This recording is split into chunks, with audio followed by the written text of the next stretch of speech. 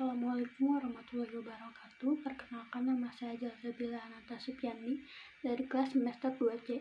Di sini saya akan mereview materi hukum pidana pada pertemuan kelima yang telah disampaikan oleh dosen saya, yaitu Ibu Profesor Dr. Haja Hendy Nur Aini SHMH, dan asisten dosennya yaitu Bapak Dr. M. Rendi Arit Hayandi SHMH. Metode pembaharuan Kitab Undang-Undang Hukum Pidana dibagi menjadi 3, yaitu evolusi atau evolusionis, kedua kompromis, yang ketiga global. Evolusi atau evolusionis adalah pembaharuan yang dilakukan dengan cara menyelipkan pasal-pasal baru dalam Kitab Undang-Undang Hukum Pidana.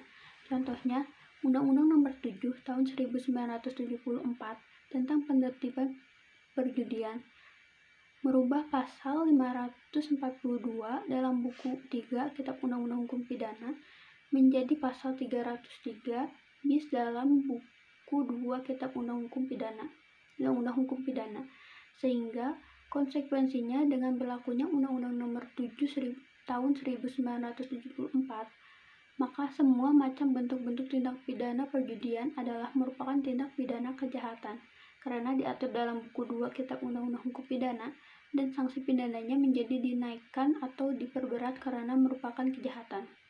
Yang kedua, kompromis. Kompromis adalah pembaharuan yang dilakukan dengan cara penambahan atau menyelipkan bab baru dalam Kitab Undang-Undang Hukum Pidana. Jadi apabila ada aturan baru, cukup dengan cara menambah atau menyelipkan saja. Misalnya, contohnya, Undang-Undang Nomor 4 Tahun 1976 tentang sarana dan prasarana penerbangan.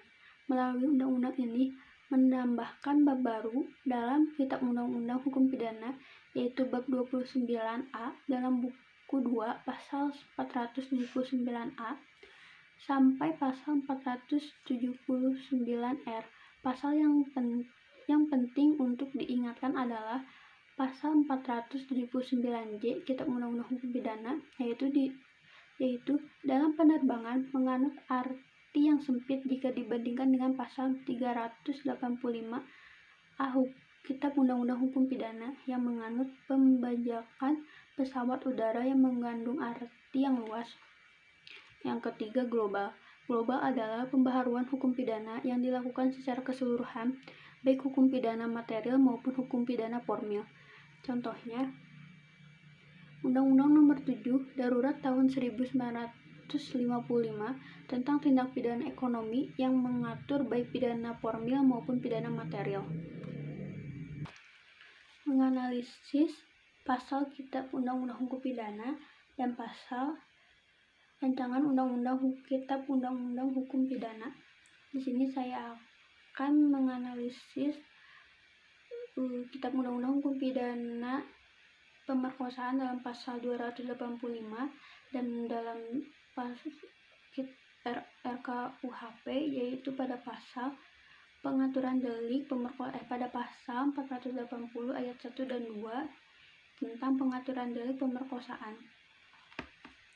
Komentar: pengaturan yang lebih baik diterapkan adalah pengaturan delik pemerkosaan dalam pasal 480 ayat 1 dan ayat 2 RKUHP, karena pada saat ini pemerkosaan tidak hanya orang yang tidak terkait dengan perkawinan, tetapi ada perkosaan yang dilakukan oleh pasangan yang sah. Dalam hal ini adanya beberapa kasus perkosaan yang dilakukan oleh suami kepada istrinya, yaitu adanya paksaan seorang suami kepada istri untuk bersetubuh atau ancaman kekerasan secara fisik jika tidak dituruti. Keterangannya dalam Kitab Undang-Undang Hukum Pidana pasal 285 dan RKUHP pasal 480 ayat 1 dan 2. Pada pasal 285 Kitab Undang-Undang Hukum Pidana dijelaskan bahwa dalam pasal Kitab Undang-Undang Hukum Pidana perkosaan telah terjadi apabila pelaku dan korban tidak terkait perkawinan. Dan dalam pasal 480 ayat RKUHP pada pasal 80 ayat 1 dan 2, setiap orang yang dengan kekerasan memaksa seseorang bersetubuh dengannya dipidana karena melakukan perkosaan dengan pidana penjara paling lama 12 tahun penjara.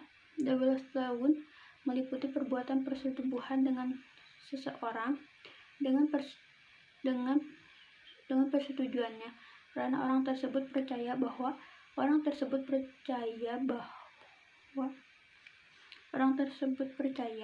orang itu merupakan suami istri yang sah. Dalam pasal ini, perkosaan dilakukan oleh pasangan yang sah atau suami istri.